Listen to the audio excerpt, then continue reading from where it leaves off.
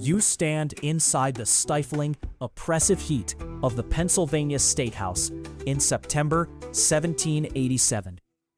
The air in the cramped assembly room feels thick, completely saturated with the exhaustion of a grueling, contentious summer of debate.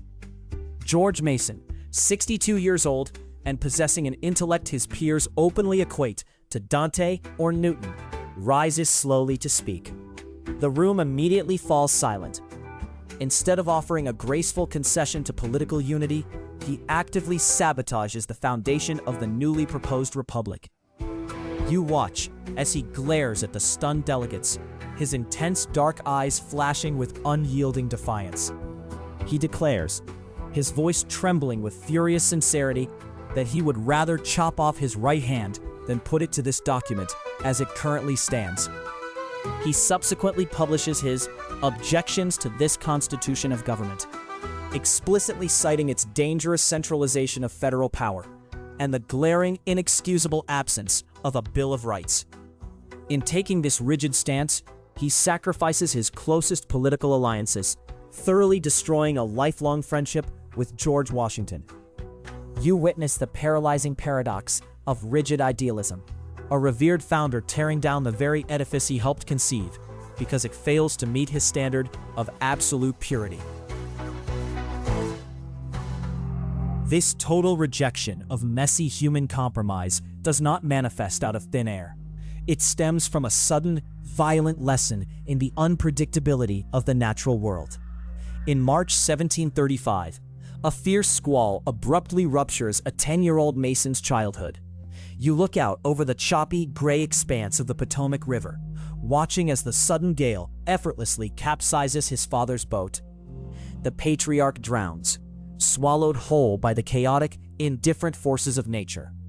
The tragedy leaves the young boy fatherless, instilling in him a deep, lingering aversion to the uncontrollable elements of life. Seeking refuge from a world that proves so sudden and cruel, he turns inward. His upbringing falls to his uncle, John Mercer, who owns the sprawling Marlborough plantation.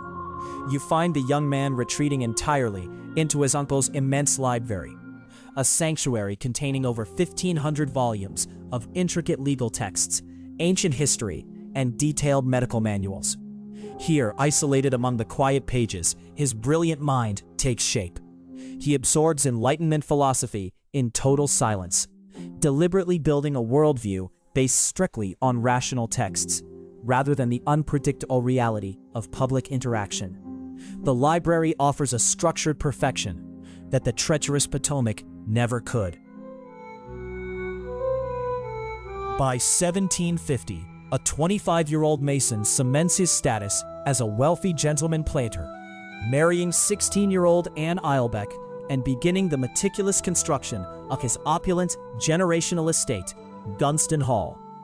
You observe him holding court in his formalized dining parlor, engaging in long conversations heavily dedicated to politics and sporting. He possesses a dignified, formal demeanor, but his intellectual brilliance is occasionally interrupted by a slight stammer, and he is frequently immobilized by agonizing bouts of chronic gout.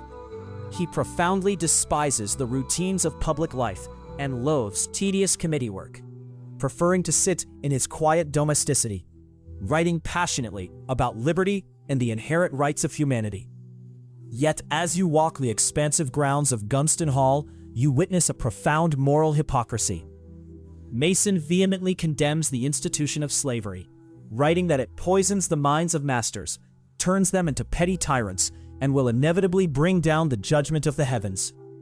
At the exact same time, he actively relies on the forced labor of over 300 enslaved individuals to build his immense wealth, passing them down to his children as property. You frequently find that the most piercing moral critics remain inextricably entangled in the precise injustices that finance their comfortable intellectual lives. His theoretical purity completely fractures upon contact with his own economic reality. This carefully constructed private sanctuary eventually faces an external threat too severe for him to ignore: The British Crown begins heavily taxing the colonies and directly revokes the lucrative land rights of the Ohio Company, threatening both colonial liberties and Mason's extensive land speculation. Driven by this dual assault on his ideological principles and his pocketbook in 1774, the fiercely private man steps reluctantly out of the shadows. When Washington leaves to command the Continental Army, you see Mason grudgingly take his neighbor's seat in the Virginia legislature. He channels his legendary irritability into action, helping to draft the Fairfax Resolves, which outline a sharp, comprehensive constitutional opposition to the punishing Boston Port Act. This bold document marks his active entry into the colonial rebellion, dragging the ultimate homebody into the glaring, grueling public battles he so deeply despises. The stark necessity of defending his estate forces his unparalleled legal mind onto the center stage, setting a trajectory that pushes him directly toward his greatest philosophical triumph.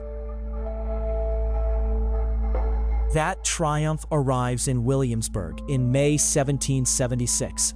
Mason is ailing, his joints inflamed and throbbing with the familiar agony of gout, but his intellect remains razor-sharp as he takes up his pen.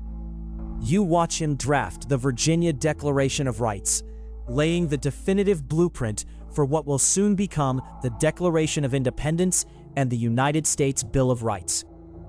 He distills decades of solitary reading into a single crystalline truth, articulating that all men are by nature equally free and independent, possessing inherent rights of which they cannot deprive their posterity. It is a soaring philosophical achievement, establishing a flawless benchmark for human governance. But in perfectly articulating this standard, he unwittingly seals his own future isolation. Crafting an uncompromising ideological absolute constructs a trap. It establishes a measure of perfection that the inherently messy process of governing a fractured nation can never actually replicate. By defining liberty so flawlessly on paper, he ensures he will find the practical compromises of his peers utterly intolerable. This structural intolerance culminates in his furious refusal, remembering his threat to sever his own hand at the 1787 Philadelphia Convention. On the grueling journey back to Virginia following that dramatic rejection, the carriage carrying him overturns violently on the rutted dirt roads, leaving him severely physically injured. You see this sudden physical wreck acting as a stark mirroring of his precipitous political crash. Despite his lingering injuries and his rapidly growing isolation from his former allies, he fights fiercely against ratification at the 1788 Virginia Ratifying Convention. He stands embattled and bitter, arguing tirelessly against the centralizing power of the Constitution and demanding concrete protections for individual liberties. You watch him suffer a brutal defeat, losing the fierce floor vote 89 to 79. James Madison and the Virginia Federalists secure their crucial victory. But Mason's sheer stubbornness, his relentless, unrelenting hammering on the flaws of the document, successfully backs Madison into a corner. To secure ratification, Madison is forced to publicly promise the addition of a Bill of Rights. Sometimes, suffering a resounding tactical defeat serves as the exact mechanism that forces a crucial compromise, permanently altering the strategic landscape. Mason loses the immediate convention battle, but his obstinance wins the broader ideological war. You stand again at Gunston Hall on October 7th, 1792. The great intellect is now 66 years old, his body failing, his world intensely quiet. The central conflict of his life settles into a bittersweet stalemate. He has lived just long enough to see his crowning philosophical achievement, the United States Bill of Rights, officially cemented into fundamental law in 1791. His unrelenting stubbornness successfully reshaped the Republic. Yet you see him dying in total political and social isolation, permanently estranged from Washington and separated from the vibrant heart of the new nation. He passes away, having stubbornly refused to manumit any of the enslaved people whose forced labor sustained his quiet, intellectual life. He leaves behind a legacy as a brilliant, deeply fractured founder.